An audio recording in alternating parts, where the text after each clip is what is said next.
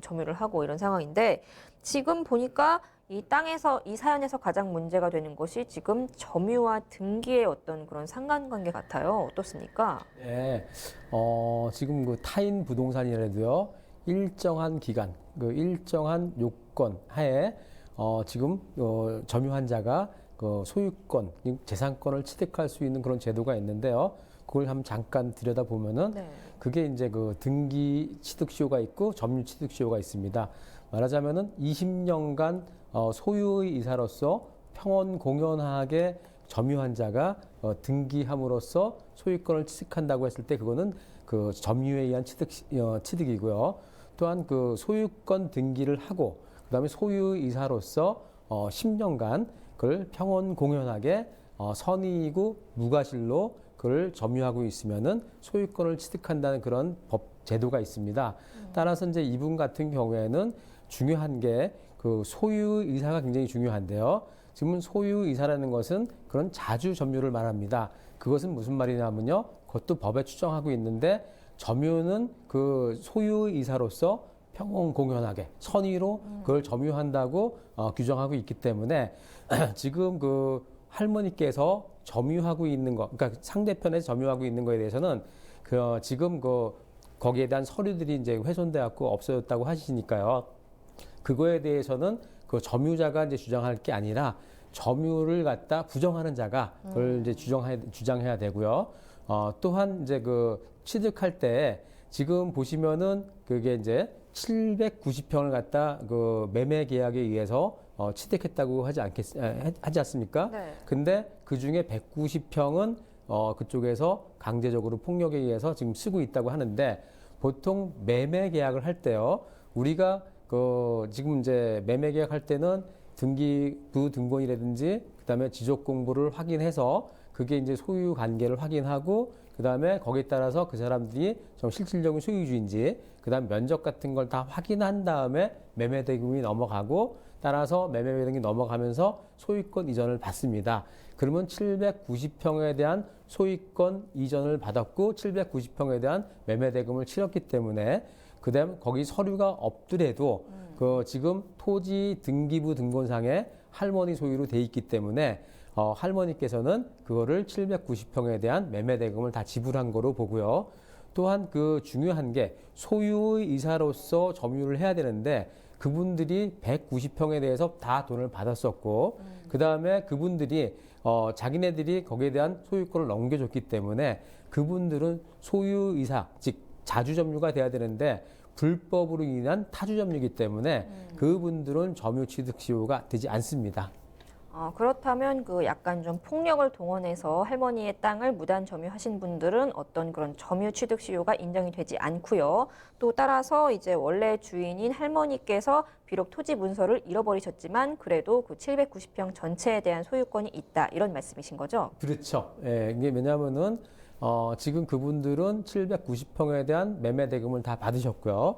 그다음에 이제 우리가 그 소유의사 자주점유라는 것은 속으로 있는 의사가 아니고 겉으로 드러나야 되고 그다음에 형식을 갖춰야 됩니다. 그게 뭐냐면은 매매를 한다든지 아니면 증여를 한다든지 그런 거에 의해서 점유를 했다 그러면은 자주점유입니다. 그렇지만은 그분들은 그거를 팔았습니다. 또한 그걸 갖다 불법적으로 어떤 뭐 행패에 의해서 점유했다 그러면은 그거는 그 타주점유이기 때문에 그거에 대해서는 지금 할머니께서 그거를 갖다 소명을 하셔갖고 주장하시면 됩니다. 자, 그렇다면 원래 이제 땅 주인인 할머니께서 어떤 권리 행사를 할 수 있다 이렇게 보고요. 그러면 이제 사연에 나온 것처럼 할머니께서 그 이제 그 190평에 해당하는 부분을 우리 시청자님께 증여한다고 하면 그 무단 점유를 하고 있는 그 사람들의 어떤 권리 같은 것들은 소멸이 되고 시청자님한테 그런 어떤 땅 주인이라는 그런 권리가 생기는 겁니까? 지금 이제 그 자주점유가 아니라 타주점유이기 네. 때문에 그 소유권에 기한 그 할머니께서 뭐 증여를 할 수도 있고 매매를 할 수 있습니다. 그 이제 게시판 사연자 올라오신 뭐 손주분한테 그러면은 그분은 소유권을 갖다 취득할 수 있고요. 또한 그 불법 점유이기 때문에 말하자면은 과실 같은 경우에도 반환해야 됩니다. 점유자가 무단으로 점유한 과실에 대해서는 반환해야 되고요. 또한 그 소유권의 기한, 물권적 청구권이 있습니다.